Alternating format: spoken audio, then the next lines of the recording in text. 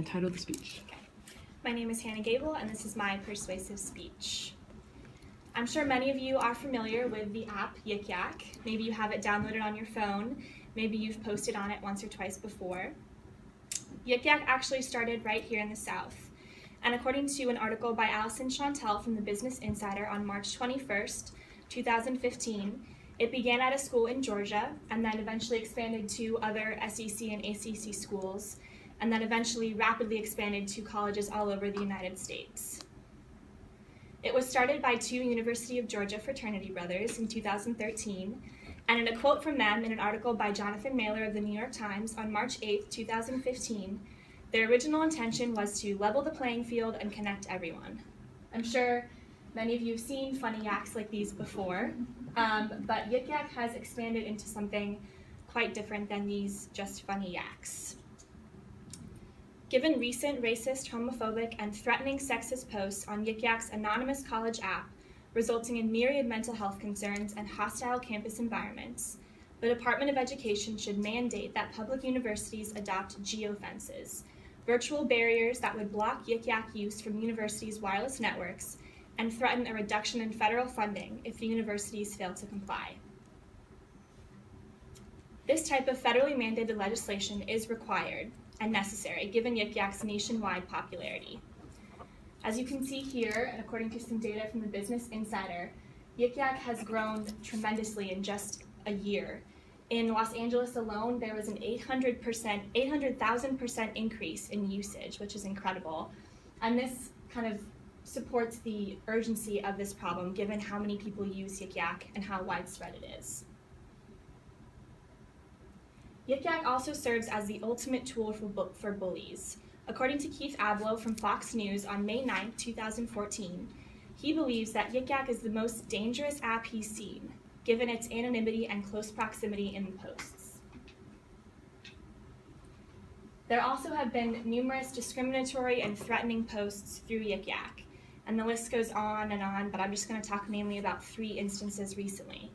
In the same New York Times article that I spoke about before by Jonathan Mailer in 2015, there was a bomb threat at UNC Chapel Hill in which they had to evacuate the entire campus. There were sexist remarks targeted at a new female professor at Eastern Michigan University. And most recently, there was a proposed gang rape at Kenyon College Women's Center.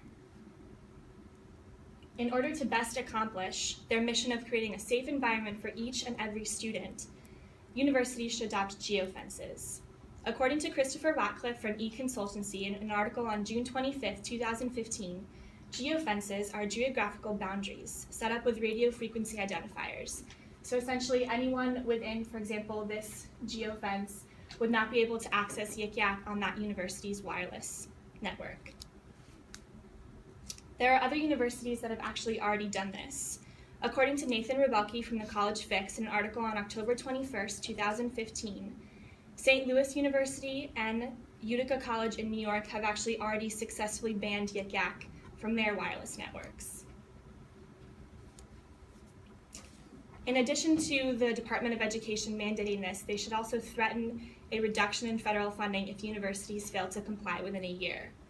This threat is definitely a viable one because over 40% of higher education funding comes from the federal government, as you can see in this graph here.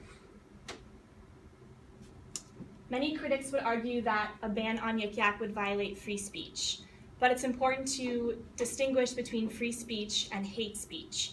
Hate speech targets minorities, LGBTQ students, women, etc.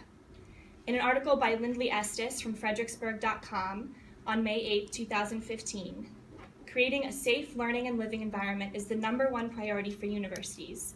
This exact same phrasing is seen in many of their mission statements, and universities also have a legal obligation to help create this safe learning environment for their students, especially under Title IX.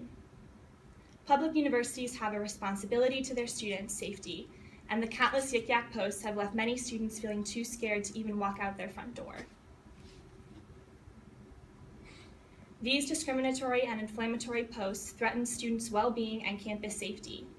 And in response, the Department of Education should mandate that public universities ban Yik Yak through these geofences like I've spoken about. Imagine that you were scrolling through your Yik Yak feed and you saw a post with your name in it. Imagine if you were scrolling through it and saw something about your brother or your little sister, accusing them of something that they didn't do or something that they're not. I'd like to close with this quote from Dr. Keith Abloh and his opinion regarding Yik Yak.